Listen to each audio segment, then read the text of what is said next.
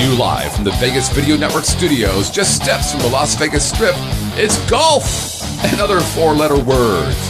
And now your host, you've heard him on ESPN, Fox Sports, and Sirius XM Radio, Mr. Dennis Silvers.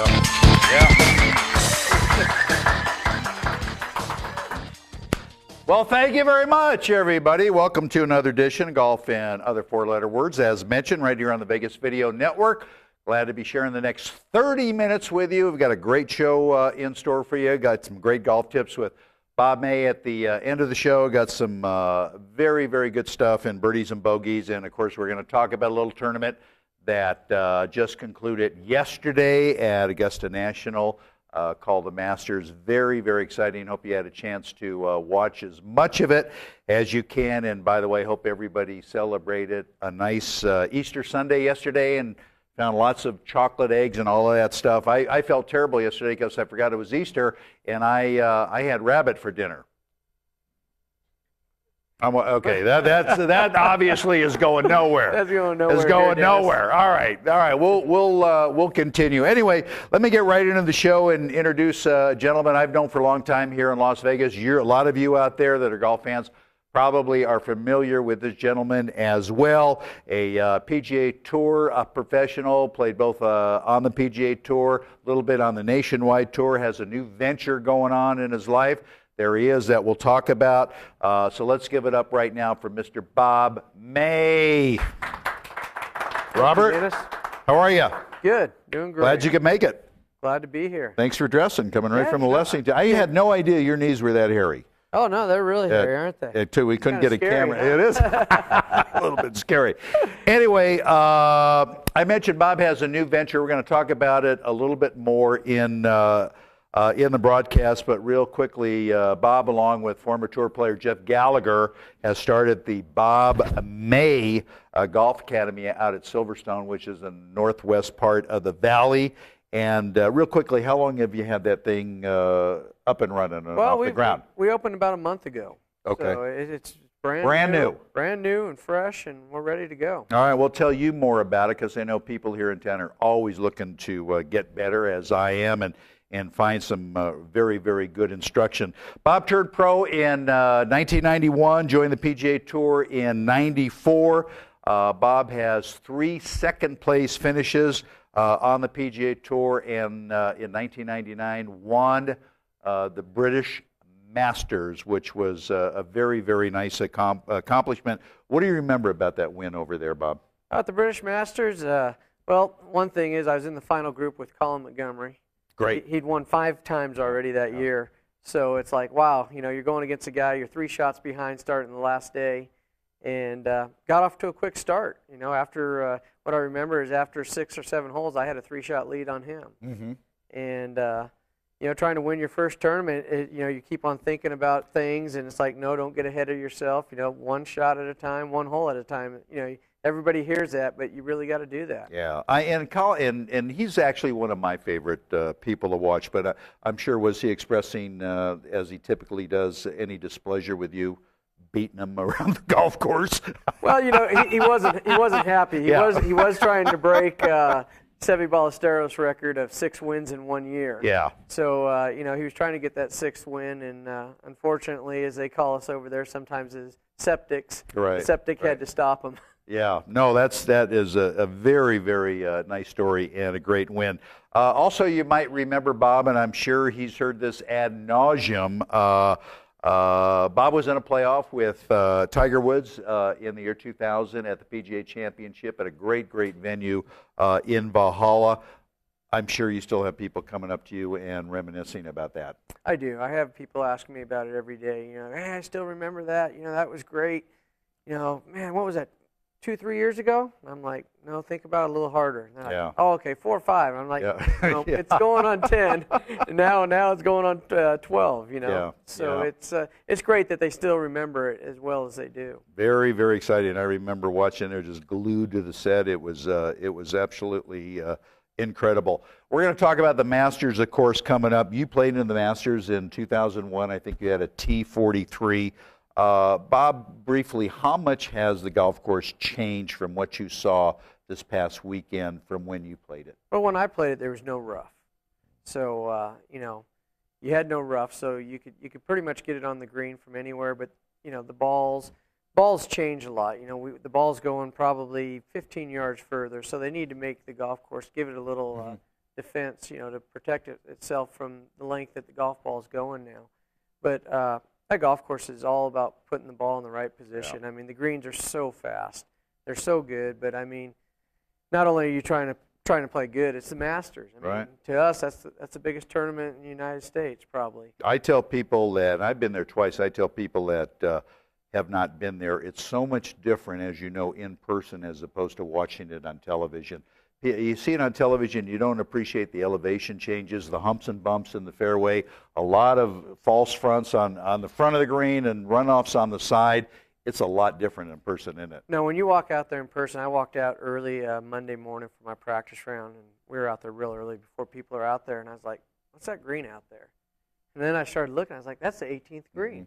It actually just sits out in the middle of a big grass field. Yeah. And the people shaped that hole. And I was like, wait, that's 18. There's the big, the scoreboard and everything. So, to play when there's not the gallery there, it's a little different sight. Yeah.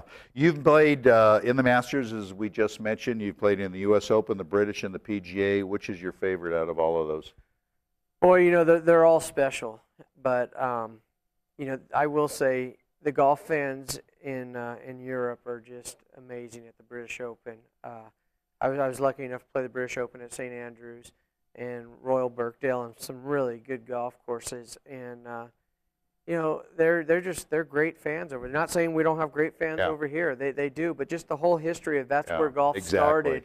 It was really special to play it at St. Andrews. Exactly, I agree with you. And that happens to be my favorite major because I've been there, a couple of the courses in the Rota there and played, and they're absolutely all great.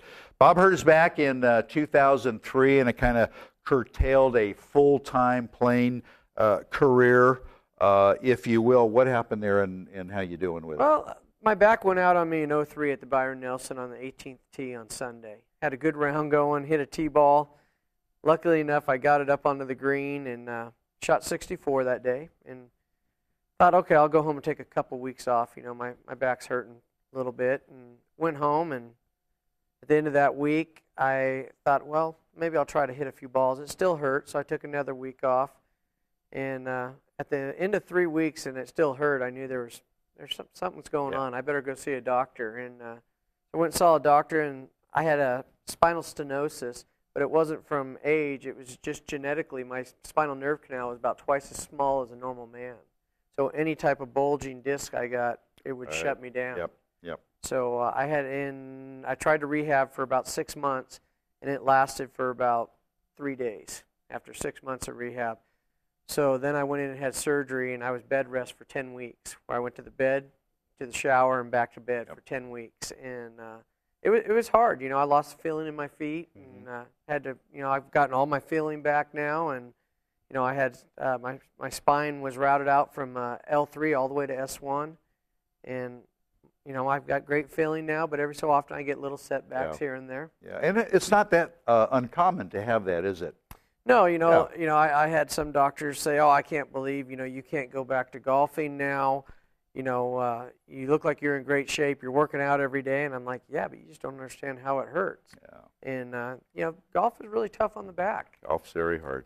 In the back, on the back, in the back, and also in your head, and that's what keeps us coming back, loving the game. All right, time to talk about the Masters in a little more depth with Bob May. So we're going to get right into our segment that we call Tournament Scorecard, and here it is.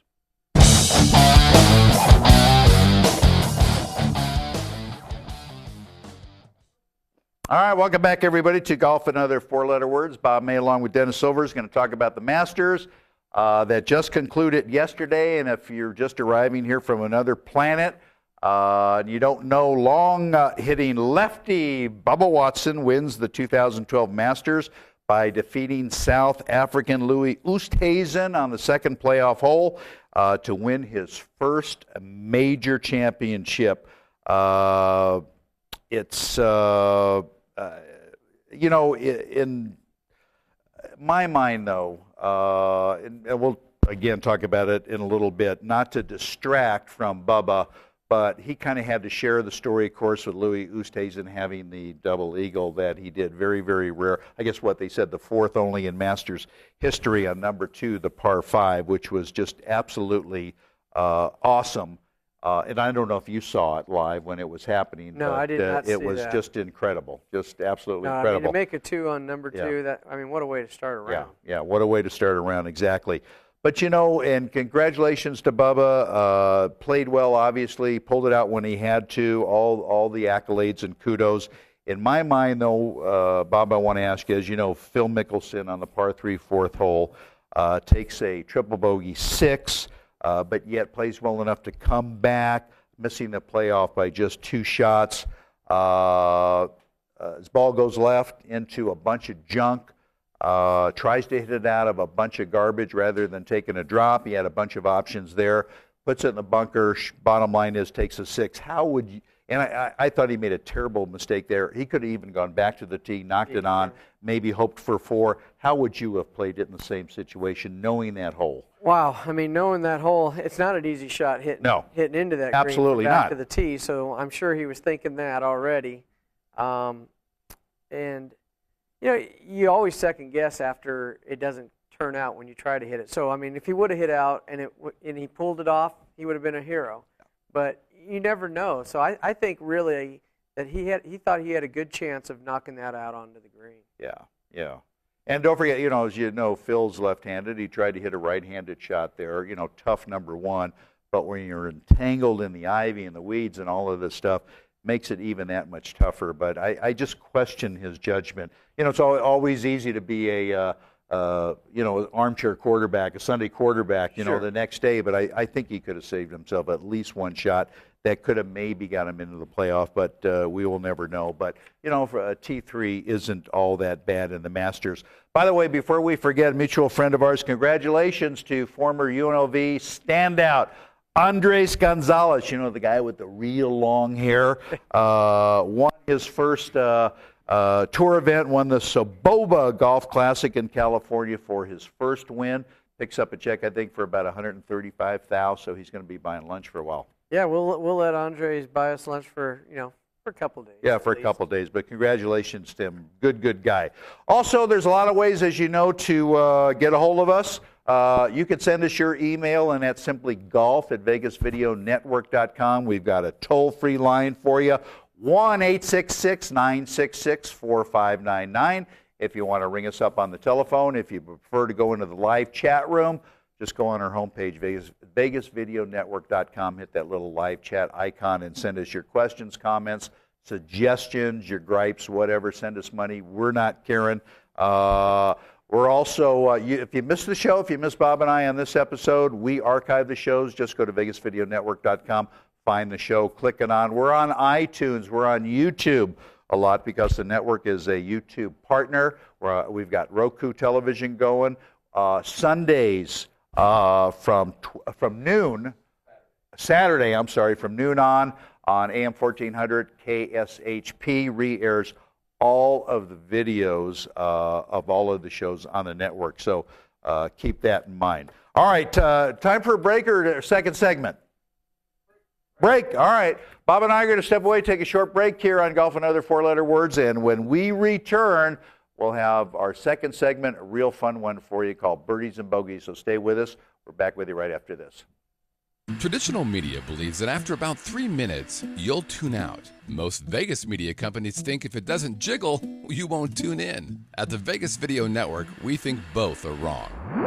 The Vegas Video Network is the first and only live online broadcast network that specializes in insider news and expert views about Vegas. We combine great storytelling with the ability to watch when and where you want on your computer, mobile device, or television. Discover the real Las Vegas. Visit vegasvideonetwork.com.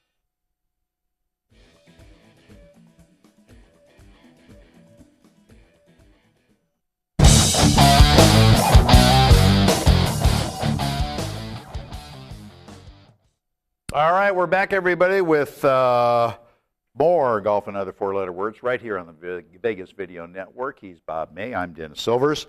Birdies and bogeys, Bob. I'm going to give you some snippets of some stuff. Let me know your opinion. Tell me if you think it's a birdie, a bogey, a double bogey, whatever you think. And this one you've got experience with. This, of course, being a tour player.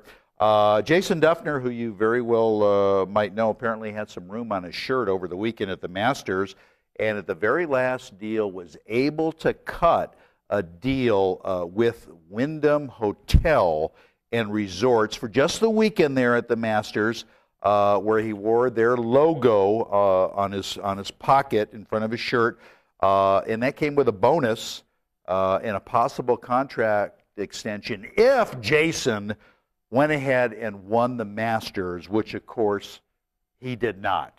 So now I understand he's got to deal with Motel 6. Yeah, I say it's a birdie. I mean, absolutely. I mean, it's a win-win situation. Yeah, yeah. But that's kind of unusual, isn't it? The last-minute deal. Have you ever had somebody approach you and all your sponsors saying, Bob, can you wear this for a couple of days or a month or something? You know, when we play over in Asia, we've had things like that happen, you know, ask us to wear this or that. But in all my contracts, I'm overseas or here in the U.S., so I have no option of doing that. Yeah, but it's a birdie. That's what they wear the clothes for, and the hat and the whole deal in the bag, to get all that stuff on it and get paid for it. Very underrated player, Jason Dufner. Yes, he is. He's a very underrated player. He's a very quiet, nice young man. People kind of misread him, you know, because he's so quiet. But he could play. He could flat out play. He's very, very good. He played great last year in the PGA. He played did great right in the Masters. Absolutely.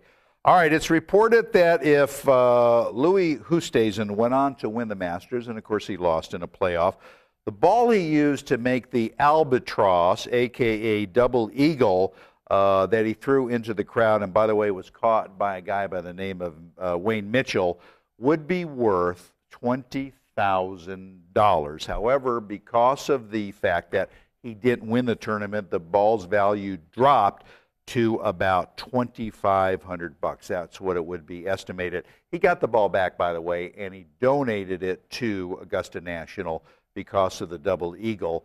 But I don't know. You think if the guy kept the ball, you think he would have, should have sold it, kept it for the $2,500 or the $20,000 or something? Smart on his part to give it back. Yeah, I mean, if Louis wanted it back, I'm sure it went through his head beforehand, do I want to keep this or not? And, decided to throw it. He knew what he was doing. Yeah. So, which I'm surprised, though, that he would just, without the, I just made a double eagle with this. This is history here. I ain't giving it to anybody. I'm not flipping it into the crowd. Well, I don't know. I'm going to say that's a par. It's neither or. Yeah. All right. Well, it worked out well because Augusta National's getting it, for their collection of stuff and everything. So, all right. Australia's golf officials are wondering if, and I can only say this one time, it's a long story, wondering if Tiger Woods will show up to play in the Australian Masters since they have decided not to pay him the $2 million appearance fee that he formally commanded.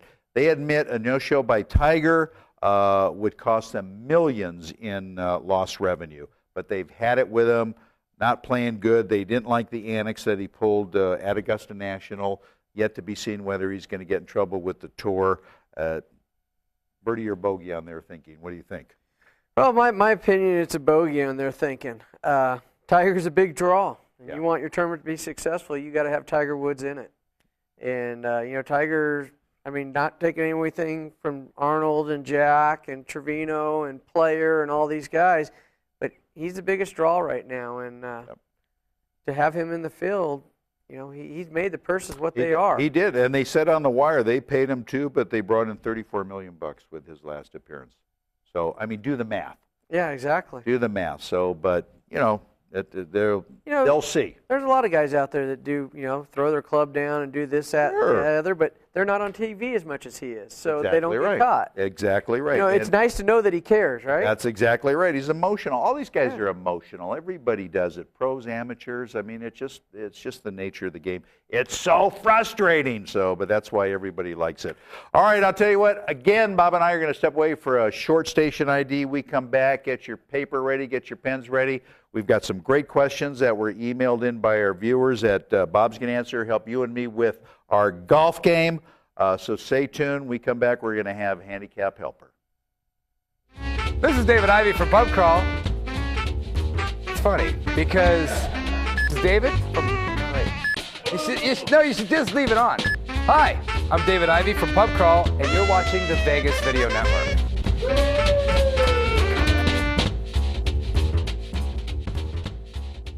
And scene.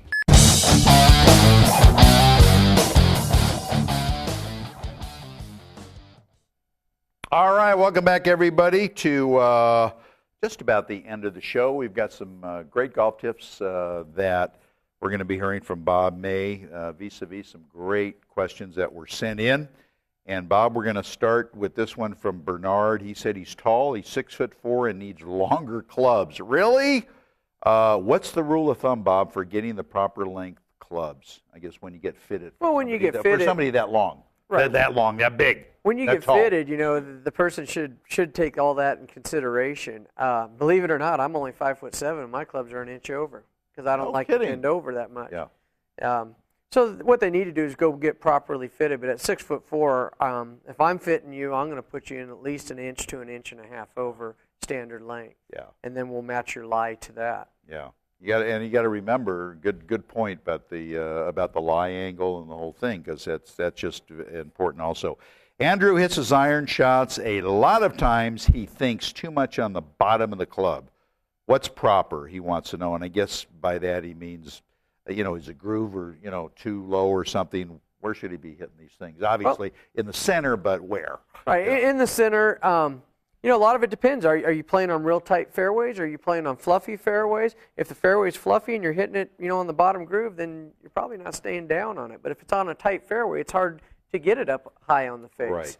So, a lot of it depends on surface. I would say you usually want to catch it, from the bottom groove up to about the 5th or 6th groove. That would be probably the sweet spot. Anything too high on the face, the ball's going to come off a little dead. And obviously, if you catch it with the leading edge in the middle of the ball, it's going to come off thin. Yeah, exactly right. And that's never happened to us, But that's true. If you come out of the shot, you raise your arms, you raise the club, you're going to get it more on the bottom. Sure. I think so. So I think a lot of it depends on the surface in which he's playing in. Yeah. Scott, somebody in live chat. Oh, hello. Probably the best question I've ever seen on this show. Gene wants to know, how do I get the golf cart girl to go out with me? I don't know. I think Bob's had more experience with that. I haven't had any experience. I've been married 20 years, so that's a great question. I don't know. Gene, email me after the show. I'll tell you what I've heard. So I have a couple $100 bills hanging out of your pocket, maybe. That'll get it every time. And I guess it depends where you play. Good question, Gene. Let us know how you make out. All right. Tommy isn't sure about how much flex to have in his swing. Please help. I guess when he's bouncing up and down or he's too tall or whatever. What kind of, you hear about knee flex all the time, Bob. Well, knee flex, you shouldn't, I recommend not a whole bunch of knee flex. I like to see them bend at their waist over. Just very little knee flex, because the more you flex your knees, the more it changes your center of gravity. So it's going to change your point of where the club's going to hit. If you you flex it on the way down, as you're rotating out, you're going to be turning faster, and you're going to want to come up out of that position. So I would think of more of a rotation than I would a knee flex. I would try to rotate more and keep your knee flex about the same. As you rotate back, the right leg will straighten, and it's going to do just the opposite. As you rotate through the ball, the left leg will straighten. Great advice, but you don't want the right leg totally straightened, do you? Because that's going to tip you over to the left a little bit. Right. Yeah. Not totally, but a lot of people teach, with the right leg, keep the right leg flexed, hold a beach ball between. Right. I'm not a believer of that. You look at Ben Hogan's swing, you look at Byron Nelson's swing, all the old classic swings that everyone loves. If you look at video, their right leg, or you look at pictures, their right leg will straighten. It does not stay in a flexed position. It will have little flex bit of flex. It will have flex in it, but they do not keep it with like a beach Right. ball between their legs. No. Okay. All right. Great advice. Great advice. Scotty wants a good rule of thumb for putting so-called gap wedges in your bag. I guess he's talking maybe about what degree of loft should I put in my bag. I think gap wedges are great. You know, especially if you don't hit. I mean, how often do you hit a 2-iron or a 3-iron? You don't hit them that often. So basically, I got rid of my 2-iron, and I got rid of my 3-iron. I actually carry a hybrid now, and then I added a gap wedge because for myself, I noticed I have a lot of shots between 80 and 125 yards. So I filled a gap that I had in there between my wedge was 135 to 115 yards, and I hit my sandwich like 112 at most. So I had a pretty big gap in that area. Because to hit a wedge, 115 yards, I was really swinging pretty easy at it. Yeah. And in a pressure situation, I'd like to swing a little harder at it. Yeah. So, I put a gap wedge in this year. That's very, very good. All right, last question. Edward would like some advice as to what you think are one or two very good golf-specific exercises. Exercises, I know a lot of the guys out there don't think it's very manly to go do Pilates, but Pilates is great. It strengthens you and gives you range of motion. Every golfer could use range of motion. You get flexibility and strength out of it. I know a lot of guys go, you go to Pilates, women do Pilates. I'm telling you, for golf, it's great. Mm-hmm. Plus, there's some good-looking women in there. Yeah, yeah. Do you have to wear the tights and stuff like that? No, tights don't look good with hairy legs. The hair goes through the tights, just not very attractive. No, Pilates is excellent. I know a lot of guys, some guys that do it, and they all swear by it. All right, real quickly, let's talk about your new adventure, the Bob May Golf Academy out at Silverstone, and how are people going to find you, get a hold of you? What are you guys offering there? What are you specializing in? I know we were just talking about club fitting a while ago. What are you guys doing out there? Well, out at Bob May Golf Academy, you could go to bobmaygolfacademy.com. And what it is, it's myself and Jeff Gallagher, former tour player. We have about 45 years of PGA Tour experience between the two of us. Jeff's fully retired. I'm still playing. Yeah. But, one of these days I'm going to, end up retiring, and I love golf. I play golf because I love it. Mm-hmm. Back when I started, you could make a decent living, but you can't make a living like what we do now. I mean, that wasn't heard of. Yeah. So, I love being around the game. I want to give back to the game. We have all V1 systems in 2 bays. We have TrackMan 3 coming. Nice. And, yes, we are a full ping fitting system. I'm sure everyone saw the Masters yesterday. Boy, did 3 they. out of the top 4 were ping equipment. That's pretty people. Strong. That is pretty strong. That's excellent. And you're working with juniors also, as well as we adults. Love it. Juniors, adults, everybody, women. We cater to everyone. If you go on to the bobmaygolfacademy.com, we have our rates, our lesson plans. We try to make this website friendly, so it's pretty easy. You go in there and pick what instructor you want. Our phone numbers are there. You could call us and book, or you could book online, and we'd love to have you out. Great, and of course, if you do that, and you can always call Silverstone, and they'll connect you out to these guys, and they'll find them for you. So no problems. Somebody in live chat, Scott. Yeah, Mick wants to know, will Bob be playing in the Vegas tournament? I think that's the Shriners tournament. Yeah, Justin Timberlake Shriners. Will you be playing in that tournament? Well, no, I haven't got an invite to the Las Vegas tournament since the Shriners took over. So unfortunately, I guess I'm not worthy of it. I would love to play. I write in every year and try to get into it. Yeah, it's just I guess something they don't think I'm an asset to be out there. Last time I played the tournament, I finished 5th, and I've never been invited back. Maybe you played too good for them or something. They paid you, whatever. I don't know, but that is silly. I think that's one of the things they need. And, of course, and we've talked about it on the show, they're having some issues out there with a whole lot of things, but they really do need to pay attention to more of the local professionals here, like Bob. And we've got a wonderful contingency of guys that have graduated UNLV. Some of them do play, some of them don't, but hopefully we could get that. We'll get that straightened out. Good news is that the network has decided we will completely boycott Justin Timberlake music. All right, there you go. There you go. We don't need to boycott him. Yeah. one way to get it is I need to play better, and I'll get in. Yeah. So. Real quickly, also, I know you're playing some nationwide events and maybe some PGA Tour events. Where are we going to see you next teeing it up in competition? Well, I hope to go back out. My back was bothering me a little bit, so I guess it was kind of good timing because we're getting this golf academy off the ground. So I'm going to try to go out probably in the next 2 weeks, start playing again. And so the way the nationwide tour is this year, I'll be out 2 weeks and home 2 weeks for so I could still be at the academy and teach. That's good. So you'll be busy. Yeah, it keeps me busy, but you know what? It keeps me at the golf course. I have a lot of hobbies that take me away from the golf course. So it's good that I'm doing this because it keeps me at the golf course. When I don't have lessons, I'm out practicing all the time. So hopefully we'll have a good year this year. Yeah, I'm sure you will. Best of luck. Good Thank job. you, Dennis. Good job. Welcome back anytime. All right, that's going to wrap it up for this edition of Golf and Other Four-Letter Words right here on the Vegas Video Network. We hope you enjoyed the show. We'll be right back here, same place, same time next week with another guest. Until then, fairways and greens, everybody. Have a good week, and we'll see you all back next time.